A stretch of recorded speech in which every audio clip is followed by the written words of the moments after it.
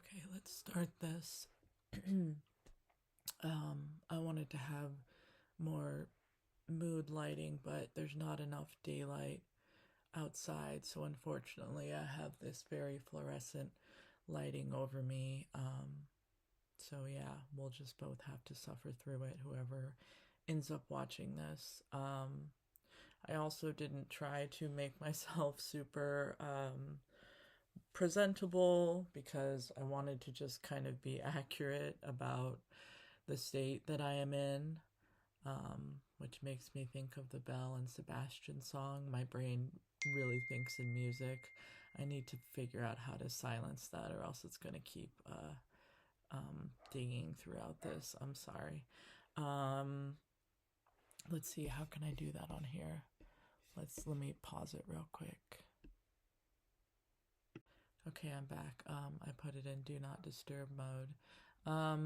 So yeah, I mean, I am needing of a shower. I'm not completely crusty, but having hair of this length and this consistency, it looks like a total mess.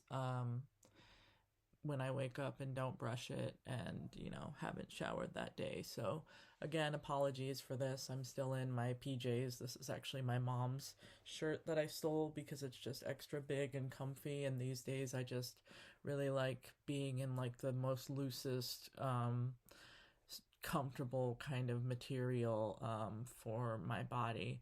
That seam that I need to fix on my wallpaper is going to probably really bother me for the rest of this video, as is the fact that it's kind of tilted. And now that I've pointed those things out to you all, hopefully it doesn't also bother you, but I just have to express that. Obviously, if you can't tell by the look of my face, I have been a bit emotional today. I've been crying, as some humans like to call it, having a bit of an emotional release, a little bit of a pity party, and a woe is me for things that are really not that interesting, but maybe relatable to the human condition. I turned 40 in February, and that didn't really bother me so much because I don't really fear aging. If anything, I think I get better with age, not so much like in a physical aspect, but like mentally and emotionally. So I look forward to aging because I just think as long as I'm alive, I'm hopefully learning and leveling up as a human. So I think what I've also, though, been dealing with is just this profound sense of isolation and loneliness, which I don't think it's specific to autistic people. I think we definitely live in a society. We live in a society. But in this day and age, more and more that is like extremely isolated, especially I think more in the Western cultures that are less like community driven. And I say that as somebody that is, bicultural, biracial, whether you see it or not. I don't try to really present my mixed identity because I realize when I talk about it, it just gives people something to kind of weaponize against me. But it is just to share that, growing up, my mother is white, she's American, Irish descent, like pretty much that's all I got from her, despite maybe some of her other European genetics. And my dad is majority native Andean from Bolivia with like a little bit of Spanish and Ashkenazi Jew. But what I basically am is a very, very white Irish, Spanish native person. I don't know why I said that. I don't remember what the context of that was. I'll have to go back and remember why I even brought that up. But I think, I remember it had to do with community because I think, a lot of people, they don't assume I'm necessarily mixed, although some people have when I was younger, but typically it's when they hear my name. And they'll ask me a question about like where am I from or something like that, and I was always like, what? People would think I was Hawaiian because my name is Leonila, and I guess they think like Leolani or something like that, but it could be Leonila if you say it in the American English pronunciation, but I say it like Spanish people, which is Leonila. So it sounds probably, I could see how people think it's maybe like a Polynesian name or something like that. But it's just an old Spanish name. I was told by a former partner who was also Spanish that my name is like a really old lady's name. It was my grandmother's name. I was named after her, so it's like the equivalent of like having a name like Esther or Mildred. But I guess in America it sounds way more exotic to be Leonila or Neela, as it were. I prefer Neela. Nobody calls me Leonila. Um, but I think it's been really hard when I was talking about community and culture for me specifically, because while I grew up with an American mother and an American life with some half siblings that were like full on American European mutts, um, I grew up predominantly close to my Bolivian family who had immigrated from Bolivia in the 1960s. So, they were first generation here. My dad came when he was 12. And so, while in many ways they've been here for a long time now and they're very Americanized in their ways, they speak really perfect English. My Spanish is still terrible, and I think part of that is due to my autism. Not to like blame it, but it's like I have such a good understanding of it, but then like some of the anxiety and things makes it really hard for me to communicate properly because my brain just gets all like wired. But growing up with that Bolivian side and being really connected to them, it's something that I always was able to compare with like my more white Western European American friends. And it's not to generalize, I'm just speaking about my experience growing up in the Midwest, which is a mostly not Hispanic, Latin native place. It's very like white, Germanic, and maybe like black. It's more of that kind of demographic. So growing up, at various points in my life, I was tokenized, which is funny to a lot of people. They're like, like friends that I had from Miami were like, oh my God, if you lived in Miami, people would have just thought you were Cuban, like it would have been no big deal. But growing up in the Midwest, it was definitely a big deal, especially when I switched schools and went to a smaller school. I was very tokenized and made fun of and ended up dropping out from the bullying. But that's all to say the thing I've been trying to say this whole time, but my brain goes in like these frickin', race car circuits to say things. I think I struggle a lot with like the example that I had growing up very close to my grandma and my aunts, as kind of like second, third, fourth mother figures, maternal figures, and really relating to the culture in a way that I didn't really relate to American culture in a sense. We weren't a family. And again, this is not to generalize because I know America is very diverse, but we were not the kind of family that was like eating, potato salad and chicken wings. Not to say I've never eaten them, but it was more like when we had family gatherings, it would be, salteñas and, fricassé and chuño and, silpancho. And, the music was Bolivian. It was like charangos and things like that, and the Andean flutes. And I'm sorry, I keep touching my nose. It's just a little bit runny, and I should have gotten tissues, but I'm gross like that. So please feel free to judge me. I welcome it. But there was always just a very strong connection in my Bolivian side. Growing up, we attended a lot of cultural events in the kind of community that my grandparents helped found, and I just always was very close to that side of my family in a way. And throughout my life, things have not been easy, being misdiagnosed and undiagnosed autistic until 40. So I've really had a difficult life. I won't say it's more difficult or less difficult than other people. That's just apples to oranges. But it would be fair to say that for myself, I have struggled quite a lot to fit into the world, to succeed in the world, just to survive in the world as a neurodivergent person, as an autistic person. And there have been times where it's been really difficult in my life that I haven't like shared, really, because it's hard for me to share things that are really traumatic because it puts my body back in that kind of space. And I'm working through therapy to kind of disconnect those associations, but it's a process. But Oh gosh, see, there goes my brain again. Um, but that's all to say, I think I just really struggle um, a lot of times with the Western culture and kind of how individualistic and, like I was telling my friend, kind of sterilized and boundaried it's become, when I had like this other paradigm of like the Latin Bolivian native culture infusion kind of thing, where it is very communal, family centered, which I think is probably a lot more similar to like Asian cultures. And again, not to generalize, but I was a Japanese major and I do have a Japanese sister-in-law, so I do know a bit. I've lived in Japan. I'm not like completely uneducated, but I'm also not going to say I'm the authority on Japanese anything, because I'm not Japanese. I just studied it in college.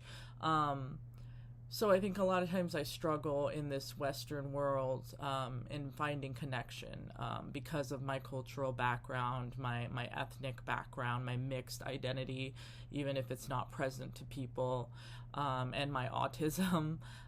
It makes it very, very hard to form genuine, lasting connections with people. My dad says I used to joke, but I thought he used to joke that I had friends that had expiration dates, because I really could never keep friendships.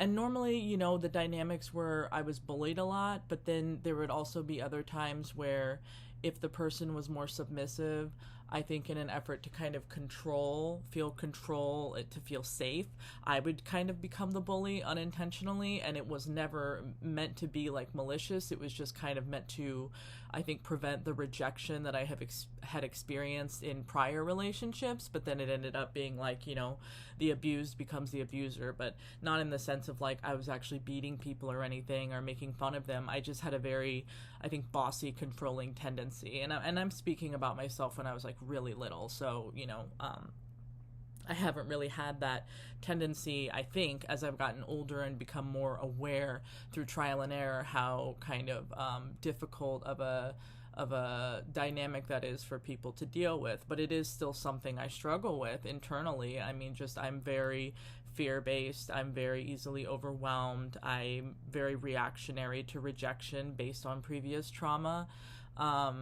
So I'm not a really great candidate for making like good close friends long term. Especially, I mean, it's not to say that people haven't liked me and I haven't liked people. I think I can be genuinely likable at like first glance, but I have a hard time keeping up with people, especially if they're not like in my immediate vicinity. So I've lost a lot of friends that way, of like in the past people just like reaching out to me and maybe like not knowing at the time like, that's them actually really making an effort to stay connected with me, and me just kind of disregarding it, not because I didn't care about them, but just because I felt like overwhelmed. Like I don't know how to email you or write you back right now. And then, like, 6 months later, a year later, 10 years later, and I'm like, oh, can I do it now? And by then, that person has completely moved on and made assumptions about me, and probably hates me because of it. So, it's been really hard. And there was a period in my life where I had lots of probably codependent romantic relationships that didn't ultimately pan out for one reason or another. I would definitely say a big responsibility or chunk of it lies on me, because I'm just not somebody that wants to say like, oh, it's always them. I mean, I if anything, I tend to take all the blame, but I'm trying to be a little more diplomatic and say that, it takes two to tango, and that probably in most of those relationships there were things that we both did wrong, and that's ultimately why it didn't work out. So I've tried to take a more level approach to a lot of things. I mean, even things in my past that I viewed and still view as traumatic, I've tried to really reframe them for my own mental health, because I don't really want to hold on to a victim mentality.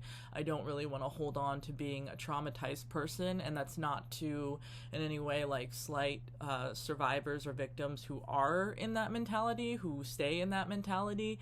I'm not trying to attack you. I'm more just speaking about me and what I need for my own survival. So kind of just reframing a lot of things that I viewed as abuse, which doesn't mean it wasn't abuse, but kind of trying to look at things at a more macro level has allowed me to make more sense of things and gain a lot more control over situations, because it's not just like where I'm this helpless person without agency. I think a lot of people would think when I try to talk about these things that it's like victim blaming, and I mean, you can have that opinion, but for me it's purely like analytical and logical based. I'm trying to really like think about the situations where I felt harmed and where maybe I didn't express boundaries and therefore they were violated, or I didn't express them well enough, or they just weren't honored. And sorry, that was gross.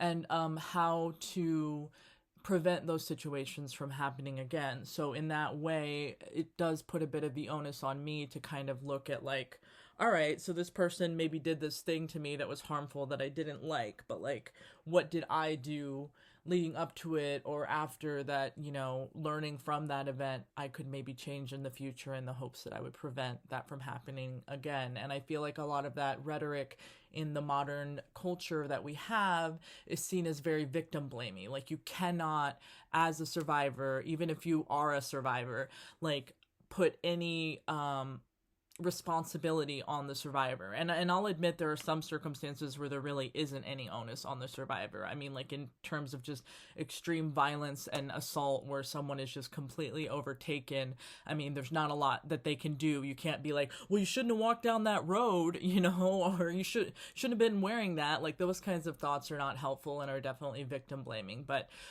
for me, it's more things like, you know, where was I at in my health journey? Was I really looking for a relationship, or was I looking at being codependent? Was I ignoring red flags? Did I have low self-worth and poor boundaries? And did those sort of things also play in and contribute to a lot of the abuse and trauma that I then experienced, you know? And if that's seen as victim blaming to some people, I just don't really know what to say to that, because for me, it's just trying to look at things from a more holistic perspective and take on what's mine and leave whatever is theirs to be theirs, but to try to, again, like I said, just avoid those situations altogether. And I just don't think you can do that without actually having a you know, full view of the situation. It can't just be like, I'm a victim and they hurt me and they deserve to die and be canceled or blah, blah, blah. I mean, I think there was definitely a point in my life where I was like that. I was dealing with a lot of resentment, a lot of anger, a lot of hurt, and that took time to process. And definitely in my situation, I think it's been a lot more nuanced and more complex because I have a child. So, you know, there's just a lot more at stake in how I feel about these things. And again, that's not to minimize survivors that don't have children, or, you know, have children with their abusers and maybe, or their former abusers, and maybe choose not to have them in their lives. But for me, in my journey personally, I've really tried to work it out where I can find the most peace and forgiveness and happiness for myself and for others, because that benefits me and that benefits the other person and it benefits my child. And I think just being in that state where, you know, I won't allow certain things to happen again allows us to move forward in a better light, if that makes sense. But it's all just to kind of talk about the things I've been kind of struggling with, like very recently, you know, just these feelings of extreme isolation and having all these dreams of people from my past, like random people from my past. I'm talking people I don't even think about, like from elementary school, you know. My brain is going through this process, and maybe it's because of some of the medication I take to like tamp my PTSD nightmares, but they give me these very cinematic dreams, and it's like they run out of Sims generator characters, so they pull out the most random humans from my past and stick them into these like pivotal roles in my dreams. And I'm like, what? You know, like my very first childhood crush, my neighbor I grew up next door to, apparently in my dream last night I was dating him as an adult, and we were finishing a date, and the whole time I was trying to impress him, because that's what I do. I always try to, at least now I've realized, present like this more palatable what is it called, like revised abbreviated version of myself, because I've learned like being autistic or just being me is a lot for people, so I try to present this like maybe false face or masking, I guess, as you could call it.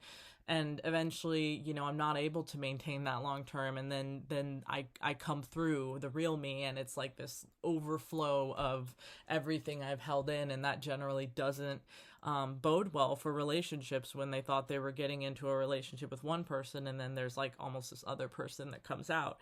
But like I had this dream about, my first crush, my first kiss, my this neighborhood boy that like beyond elementary or middle school, never talked to him or saw him again. But in my dream, we were dating as adults, and we went out to downtown in the city, and like and I was going to the car, but I had gotten like a little far behind him because there was a crowd of people at this place we were at. I have no idea where we were, but I lost him. And then when I went outside to go get in his car, I couldn't find him. And I was looking up and down, and it was like 2 or 3 in the morning. It was late at night in the city. It was dangerous. I was getting like talked to by people. I didn't feel safe. And eventually, like some guy that was, I guess, a taxi kind of person for the outside of the place we were, because it was almost like a hotel, was like, oh yeah, I told him to go and not like wait, and that you could get a ride, and he left. And I mean, that's such an illogical thing to say to someone, but obviously it was a dream, so it made sense in my dream. I'm like, oh, okay, of course you said that.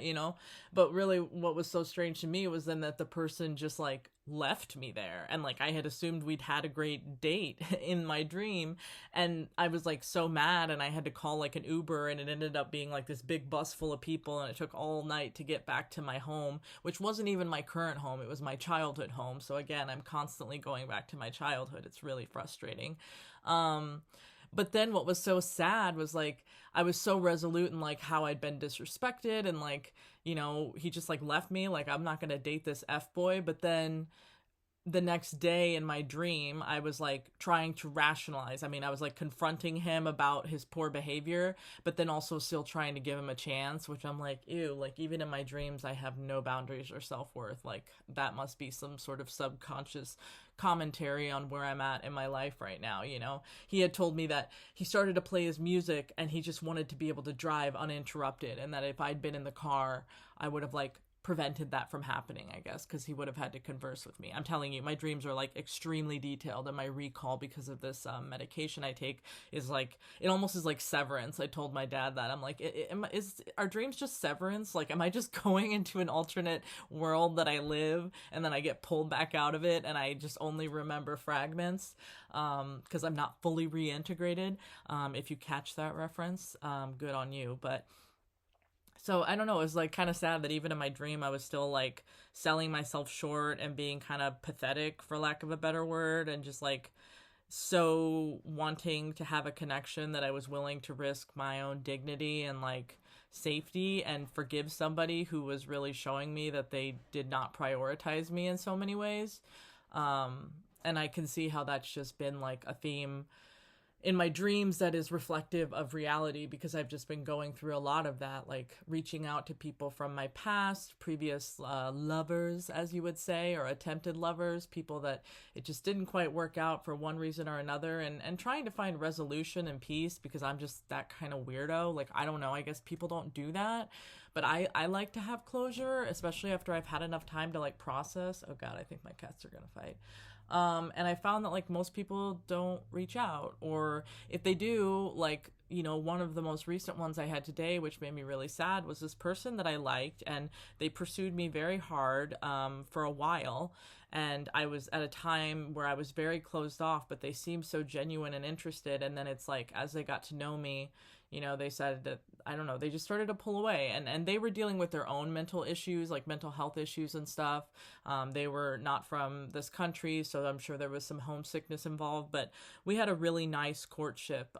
They really respected my boundaries, and we were just like, very platonic for a long time. And maybe that was also part of the problem, is that things never really progressed to be like hot and heavy. And I think we live in a world that really like wants sex up front. And that's just not something that I've now understood I'm capable of giving to people without like extremely traumatizing myself, which then leads to a lot of other unhealthy, maladaptive behaviors to cope with the trauma avoidance of having trauma bonded myself from like day one, essentially.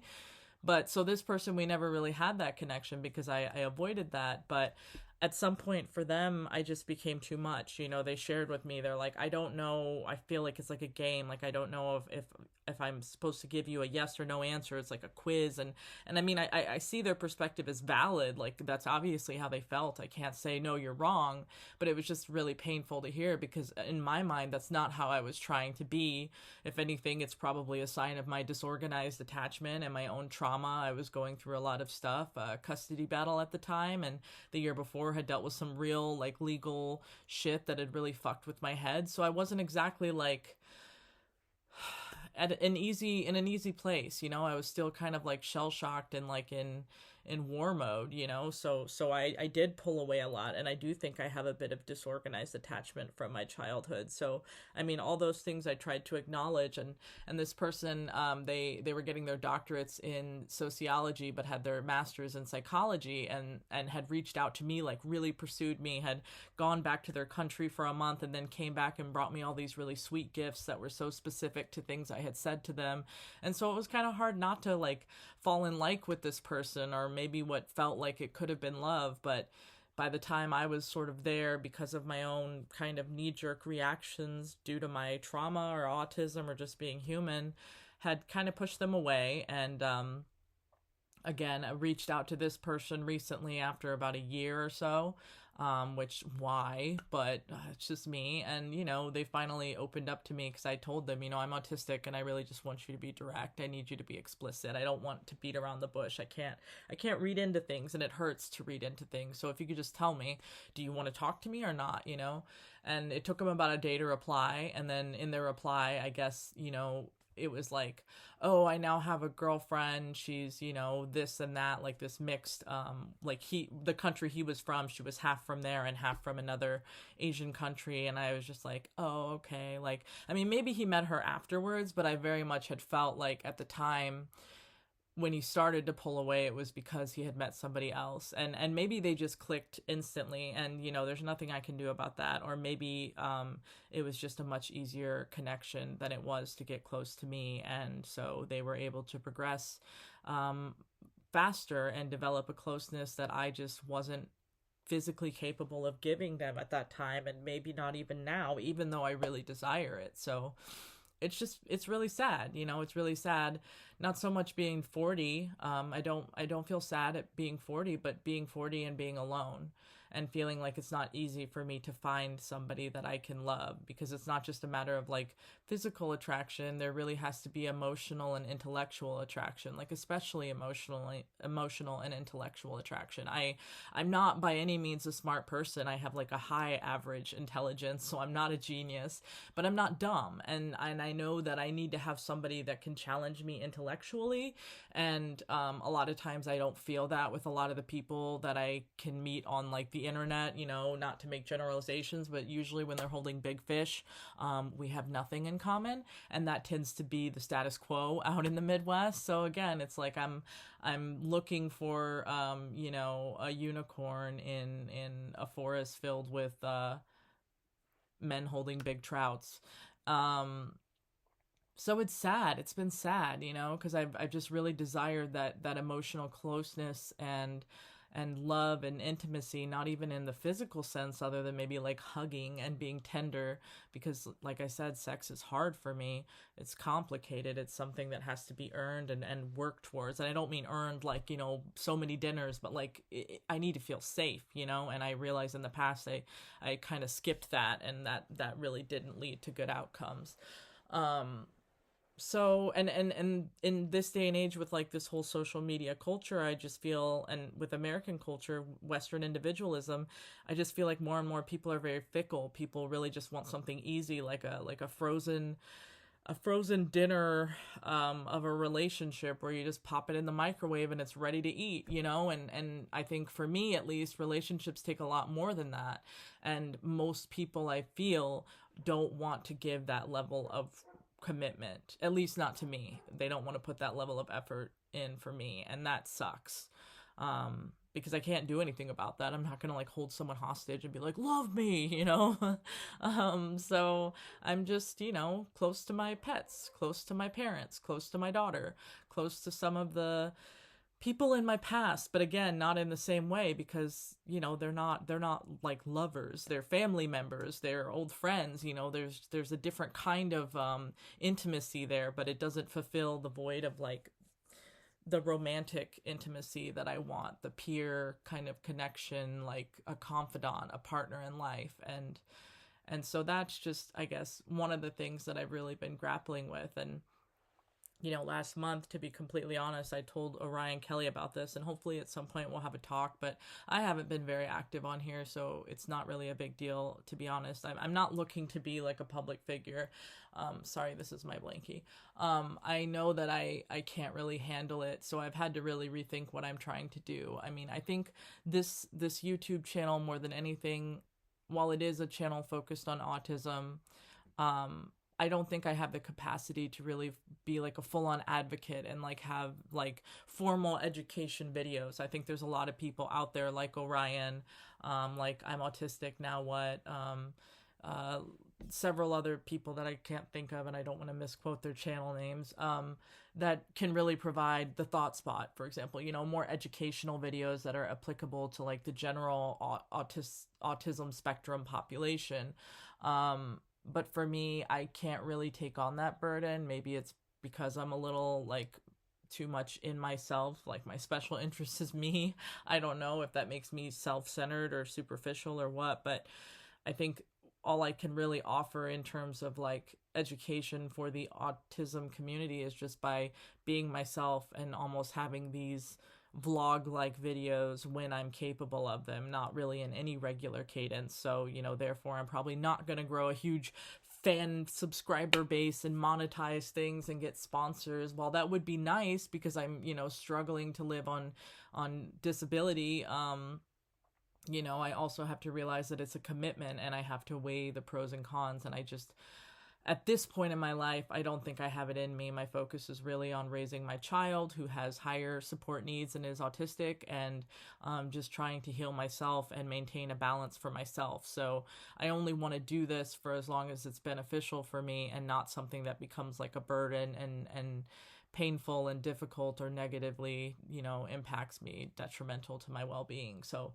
that being said, I guess it's just a disclaimer that going forward, you know, while I had hoped to cover more like educational topics because I do have an academic background and in a past life I wanted to be a professor, I don't really have the mental capacity or the energy drive to put together those kinds of videos. So my videos are going to be few and far between, and they're going to be me in various states of hygiene and dress and emotional states, and just kind of having like an open diary to whoever feels the need to watch and may resonate about what I've been dealing with. And like I said, maybe find some resonance in that and like you're less alone. And maybe I'll feel like I'm less alone in that kind of feedback loop. Sorry, my thigh itches. Ow. And so, yeah, like one of the things I want to share, because I really want to erase the stigma around mental health, is that about a month ago, at the like 6 days after my birthday in February, I ended up being hospitalized. And I won't share the specific details as to why, because I do think it's important to keep that private. But I will just say that I ended up hospitalized and needing care and staying in the hospital for about 5 days. And it's not the first time that that's happened, but it's the first time in a while. It was very much related to, I think, the global state of the world, and specifically kind of the turmoil that's happening on a political, governmental level in the United States, where I live, and just my inability to really manage fear and anxiety when it comes in like these very overwhelming, overarching national global forms, you know. And so it kind of like just fried my circuits, and I really needed some legitimate help and respite to like reset. And I want to say that because I don't want there to be any shame around doing those things. I know so many people that have benefited from being hospitalized for, you know, a period of time. And like I said, it's not the first time I have. I've had several visits, but it's been the first time in about 6 years. So I mean, I think that's pretty good. Like before my daughter was born, and my daughter was fine while I was gone. She was with my parents and she was cared for. And you know, there have been times where I've been gone before because her dad will come and visit, or I'll go away on the weekend to rest a little bit, and my parents will take over. So for her, there was not really any disruption in like where is mom. I mean, like real concern other than just generally always a kid maybe missing their mom from time to time. But I came out of it, I think, generally doing better. I mean, I've still had my moments where I get really heightened in my anxiety, but I've been working with a really great therapist recommended by my psychologist, who helped diagnose me with with autism and PTSD and borderline traits, for ejection sensitive dysphoria. And so finding those things about myself and then being connected with a really knowledgeable therapist has helped me. And more recently, my parents have started engaging in the therapy, which is something I've really wanted for a long time. So it's been even more beneficial because finally we're having kind of a mediator in a sense to help communicate things that I've struggled to communicate with them for a while. And it's not because they're not good parents. They're really great parents. They're really loving parents. And I probably should tell them that more often, but I struggle to share those sort of sentiments with people directly. It's very uncomfortable for me, like physical touch and emotional closeness. So again, I'm not easy. I'm not trying to pretend like I'm a walk in the park. There's probably a lot of reasons why I'm alone, but it has helped my parents and I think, and will continue to help us. Help each other and help my daughter and just kind of heal old wounds and move forward in a really positive way, because especially in these trying times, I think that's needed now more than ever, not just with our family systems, but probably with the greater community at large. I think what's happening right now, without getting super political, is really a call for the American people to stop being so divided and so judgmental of one another, and I'm guilty of it too, and really to try to start unifying and seeing each other as humans and for our similarities, you know, and stop just trying to you know, castigate the other, judge the other for, you know, having this specific political view, or you know, this a view about a certain political issue. I mean, I know it's maybe easier said than done for some people, but I'm very much of the mindset now in my wise old age of 40 of like, live and let live. And for as long as, like, you know, they're not harming me, it's like, what else? Whatever. Like, I mean, when I was in the hospital, I made friends with someone who was politically the opposite of me. And to be completely explicit, they were a Trump supporter. So there you go. That might make you unfollow me, knowing now where I stand politically. I did not vote for Trump. I voted for Kamala.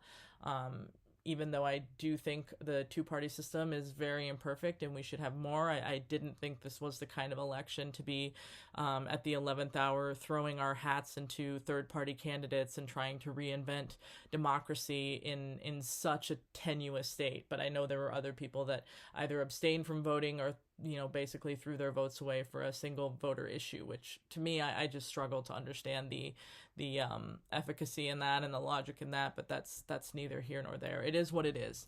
And that's really all to say that I met somebody in the hospital that was a Trump supporter, and you know, he told me he didn't believe in everything that Trump said, or you know, wasn't aligned in all his issues. We didn't specifically get into it, and you know, I can see some of the talking points and at least try to find more of a middle ground. You know, I used to be a little bit more of an extremist, especially given my background as like being part Native, being the child of an immigrant from a Latin American country. A lot of these conversations about like illegals, you know, and stuff like that coming into our country, MS-13, Tren de Aragua, you know, they don't come from Bolivia for one, but that doesn't really matter to me. It's more the rhetoric of dehumanization that I really didn't didn't like, and kind of the ignoring the bigger macro history, because I'm a history minor, of like, okay, well, you want to talk about like invaders and of our country, like this was native land before it was even a country, known as the United States. So if we really want to get technical, we should address the genocide here first before we even talk about settlers that came and contributed to one of the, I think, the biggest to this date, bigger than the Holocaust, genocide of Native people of the Americas. So a lot of those things were very hard for me in the beginning to get my head around and understand people who were like demonizing undocumented people. But I also think I had to hear that, okay, my experience is also not other people's experiences. I live in a smaller town.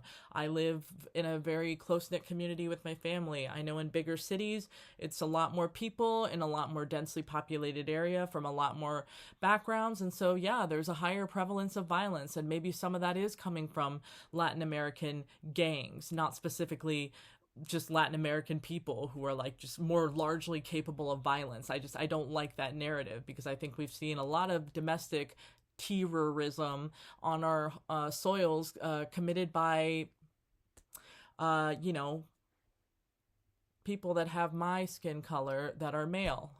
And even though I'm mixed, I am very white passing.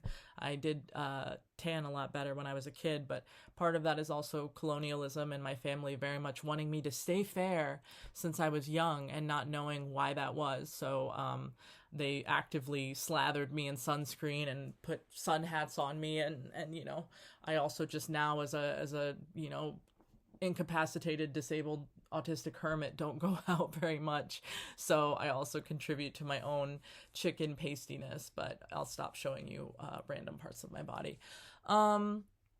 So yeah, I mean, that's just all to say that like in the hospital, I found a lot more common ground with people, despite their political views maybe being in opposition to mine, because I was able to just see that at their core, they were humans that were struggling, and that they were, you know, despite our political differences, actually still really nice people, really kind people. I mean, they knew who I was, they knew my stances, they knew my name, they knew I wasn't like full on white European, you know, and I'm very proud and outspoken about that. So I mean, I think that changed my perspective a little bit. And I think right now there's very much extremists on the left and the right. There's the woke ideology, which I think at one point served a purpose, but has become another form of like authoritarianism, just like the conservative right, where it's like on either side you have word policing, on either side you have thought policing, on either side, if you don't follow exactly the talking points to a T, you are a outsider,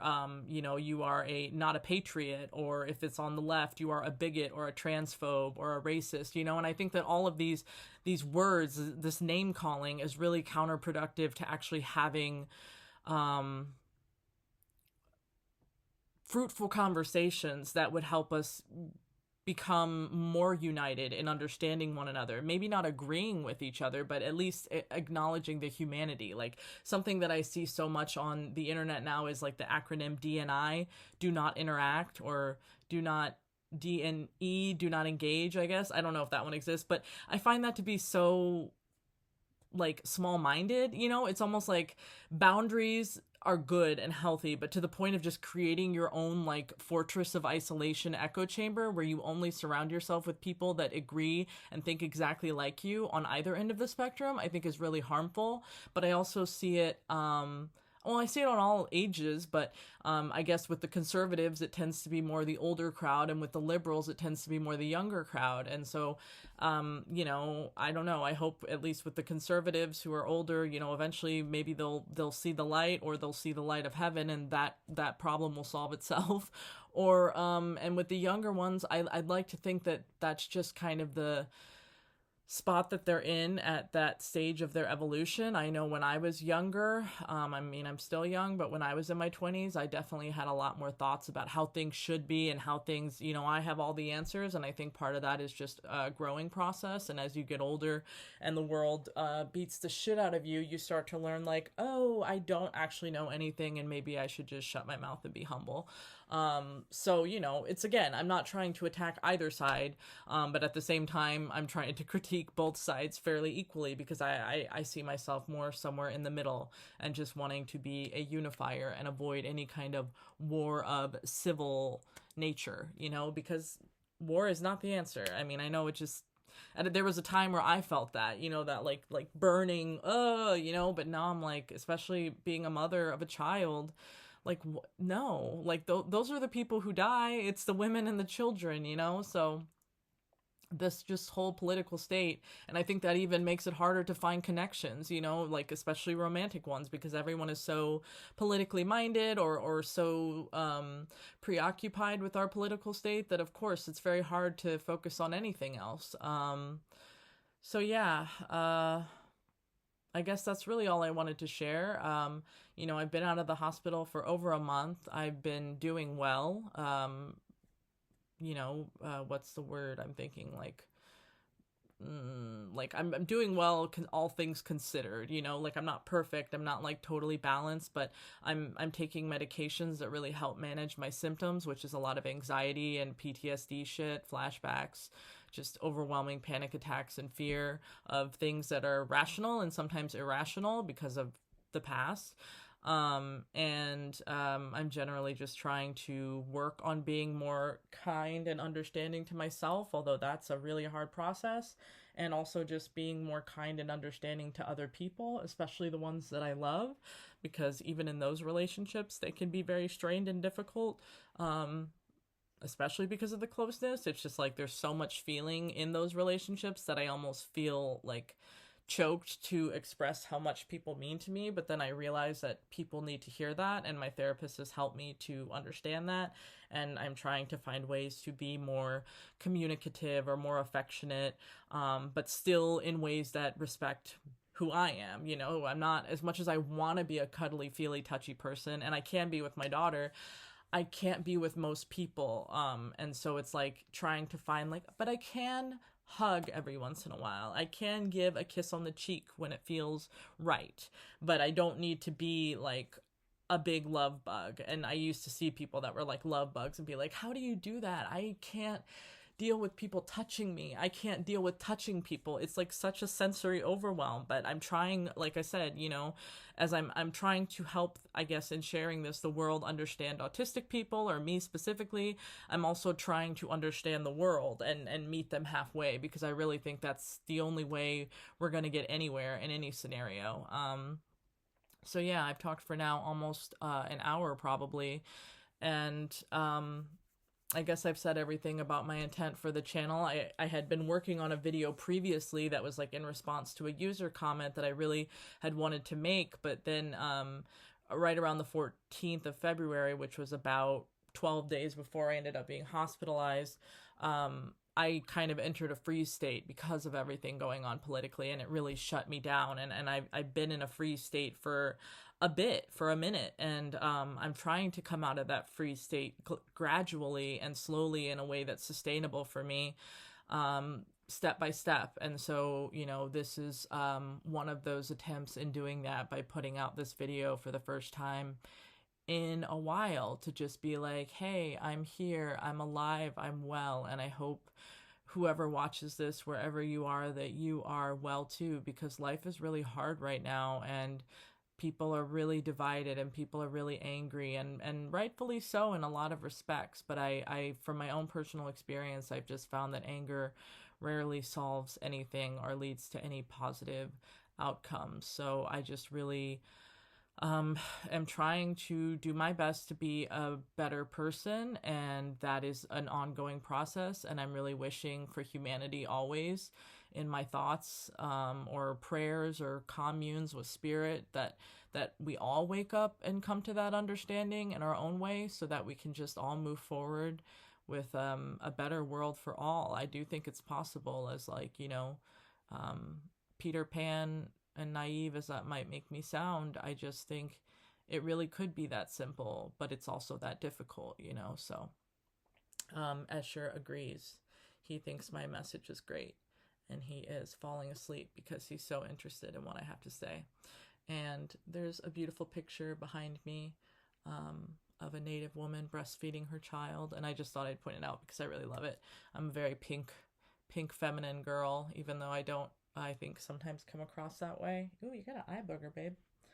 Sorry, I gotta get the eye boogers when I see them. I know. Is anybody else like that? I'm like such an eye booger and nose picker of my animals. I just am like, I'm sure they would like somebody to help them get that out. If I had a honking booger in my nose or like a big crusty in my eye, I would want someone to help me or at least tell me it's there. And I mean, I do tell them it's there, but they don't do anything about it. Therefore, I have to get in there and dig out the bugs and the eye crusties. But that's me. It might be disgusting to you, or maybe you think it's totally endearing and that makes you want to date me. And I'd be like, wow, me? But no, I'm not just like up for sale or anything. Although I would love to meet somebody one day. They don't have to be autistic, but they obviously have to be understanding of autism and of me and of what I deal with, just like I would need to be understanding of them. And I would maybe have preferences for people because, you know, there are culturally things that I align with more. So if I can have my druthers, as they say, I would love to meet a Bolivian or Peruvian guy that isn't like super machismo, because I know that's something that is prevalent in those countries. I'm very lucky in having family members that don't exactly represent those archetypes, and I know that there's lots of people in Latin America that also don't, but there's also a lot that do.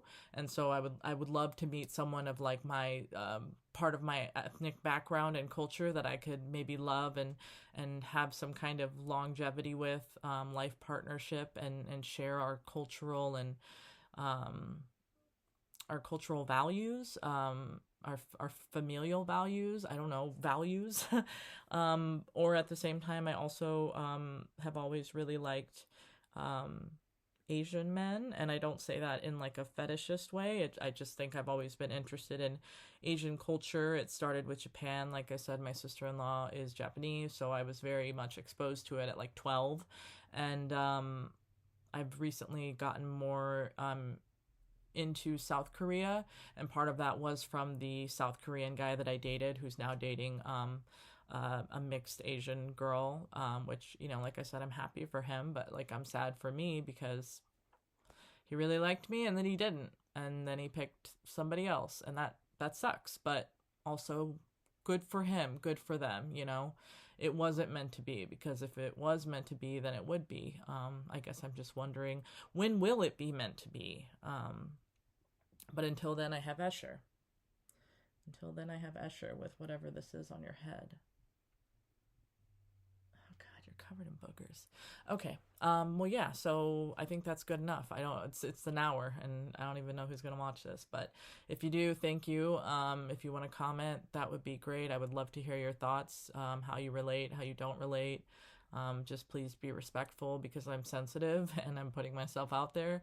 And if you want to subscribe to my content because, again, you find it relatable, feel free to do so. But, know that I'm not necessarily going to be posting on any kind of regular basis about really anything in particular other than where the wind blows me.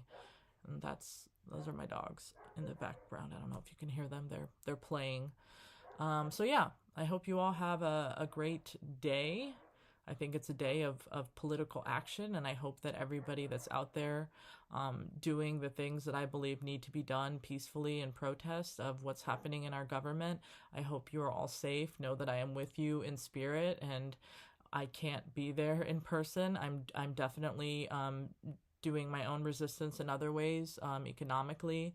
But I cannot be in large crowds. I just can't handle it. So that is my reason. It's not an excuse. It really is just my limitations as an autistic person, as an autistic person. Maybe not all autistic people are affected like that, but I can't be in like big crowds. Protests are not for me. Even if it was like a protest for like free cats for everyone, like I can't be in large crowded spaces anymore. I've realized that about myself. Now at this point I'm rambling. So yeah, everyone please be well, and until next time. Bye.